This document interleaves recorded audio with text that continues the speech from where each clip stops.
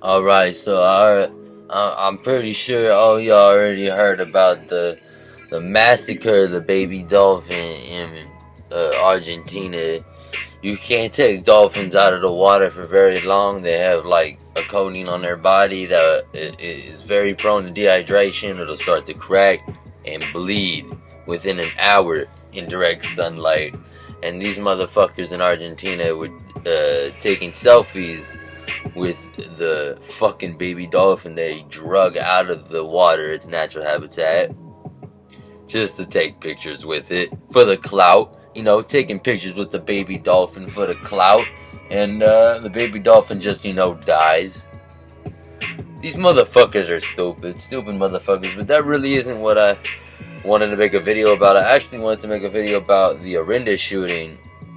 So I don't know if y'all heard, but on October 31st of 2019, the most recent Halloween, a mass shooting, I guess you can call it, occurred in Orinda, California. Only 5 people. I can't believe I'm saying only 5 people. 5 people were killed and 4 others were injured. So that is a terrible, terrible incident. It's very sad that these incidences happen so much that I literally just said only 5 people were killed. I mean, I said I didn't do that on purpose. Like, that literally slipped out. So, it happened at an Airbnb, at a party that at least 100 people attended, and the neighbors had called the police complaining about the noise after 9 p.m. And some officers were dispatched to the home, and additional police were getting more reports at 10:45 after the 9 o'clock p.m. reports. They got the 10:45 p.m. reports, and that's reports of gunshots. And so they went back. I guess the first officers just left, even though the Airbnb owner of the house said no parties were allowed at the house. And with her doorbell camera, she was able to easily see they were hosting a party. And so I don't know how that didn't get instantly shut down. The victims were 4 men in their 20s. They were killed, and one 19-year-old female died of her injuries on November 1st.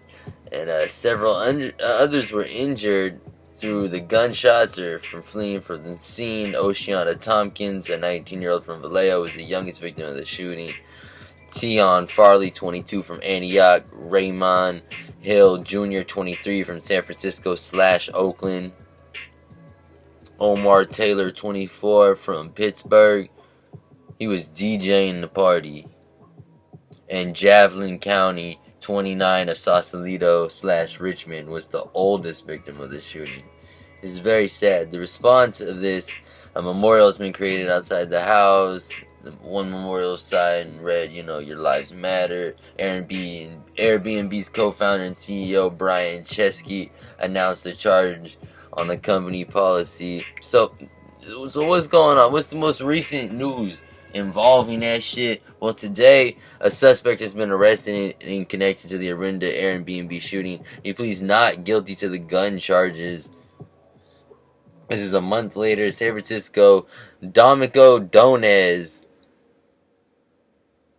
29 years old, entered not guilty pleas today in a Martinez courtroom to the charges of being a felon in possession of a firearm and of ammunition. His bail stayed the same at $300,000, so I think that's $30,000 he has to pay. I could be wrong. My math is retarded. I don't know if I should have said that. And he remains in custody. Dones is possibly associated with the Orinda Halloween shootings that killed 5 people, authorities say. So, that's the best they got. That's a bloodbath here in Orinda. Very, very close city to us here in Oakland, in the East Bay. It's a very important city. It's, I think, the first was 1 or 2 stops away from Pittsburgh Bay Point.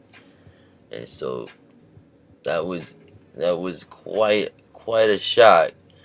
And there was something else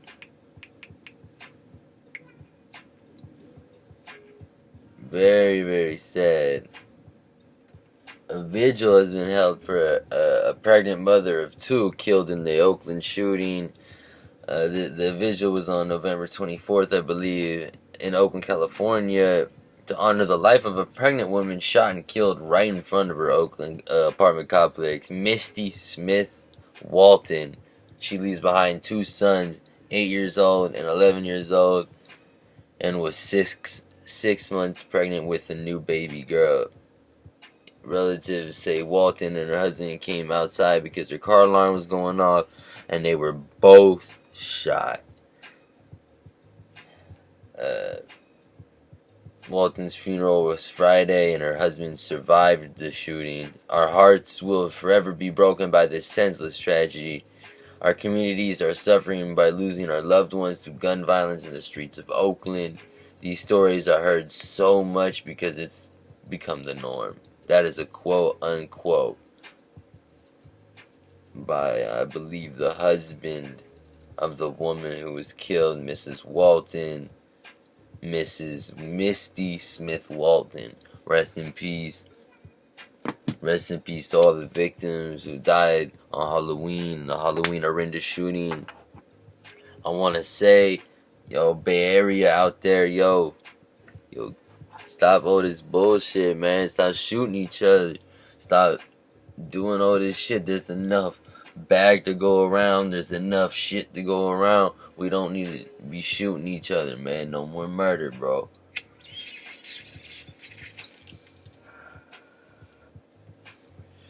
There really is enough bag to go around. There really don't need to be no more fucking murders. And this gangland shit that's been going on the past couple months in the Bay Area is getting real old. A lot of people are dying. A lot of people that I know from my generation have been dying. I had a friend die just a couple weeks ago, maybe about a month ago now, from overdose. I had a friend die. It's just been his 1 year anniversary. He was shot in the head in the 30s by the Salvation Army over a dispute over a car. Him and his homie were like fighting over a car or something. His homie shot him in the head. I don't even know the dude. He in jail for life. Shit like that. And I had another friend. He was shot in his car, just down the street from my home. Shot in his car. Two dudes just unloaded on him. Mistaken identity. Thought he was somebody else. But it wasn't who he thought he was. They killed him anyways. He's dead now. Don't get to see him ever again. And that's how that's going. That's how shit is going in Oakland and around Oakland in the Bay Area right now for the past couple months. Plus the stories that I'm giving you, and I will every story that I come across in Oakland, every violent story, every important story, every story I find important, I will be relaying on video now. And I also try to keep you updated on almost like the weird news that's going on in the Bay Area. You know what I mean? Like on November 24th, a Navy veteran was found in his apartment, and he had been dead for 3 years. How about that? You know what I'm saying? I mean, like, ain't that some shit right there? I'm trying to bring it up. This was in the East Bay Times. If you're from the East Bay Times, you know that that's a non-profit publication that gets like thrown around for free everywhere. So, this Navy vet, his body was found during a routine check of apartments where tenants did not appear to be using water. And this dude, I guess, wasn't using water because he was dead for 3 years. And he was discovered on the kitchen floor of his apartment in DeSoto earlier this month, about 3 years after his death. DeSoto Police Department said it was 3 years that he was dead. 3 years. Pete Schultz of the he's a DeSoto police detective, said he was there for 3 years. He added that he believed White was 51 years old at the time of death. His mother, Doris Stevens, suspected something was wrong after his son stopped returning her phone calls in 2016. I mean, I don't mean to laugh, but damn. Yo, you know, my son hasn't returned my calls in like 3 years, man. Just checking on him. It's just so funny. Just as now, as I look back, all the while I had been crying about my son in Dallas, my son was dead in that apartment complex, and I didn't know. Stevens told the newspaper this week. Workers at the DeSoto Town Center apartments were checking on units not using water on November 10th when they forced open his bolted apartment door, according to Schultz, the detective. White had been dead for an extended period of time, quote unquote, possibly 3 years, according to a statement from the Dallas Medical Examiner. The cause of death and autopsy results are pending. It's gonna be hard to tell with all that decomposition. The veteran had moved into the apartment October 2016. He may have died just a few weeks later. He had medication for diabetes found in the unit. White was a defense contractor whose work took him around the world for long periods of time, so I guess that explains why they weren't really tripping. He wasn't answering his phone. I don't fucking know. But that's some news that happened here in the Bay Area. That's some Bay Area news. I hope y'all, except for the fucking baby dolphin in Argentina.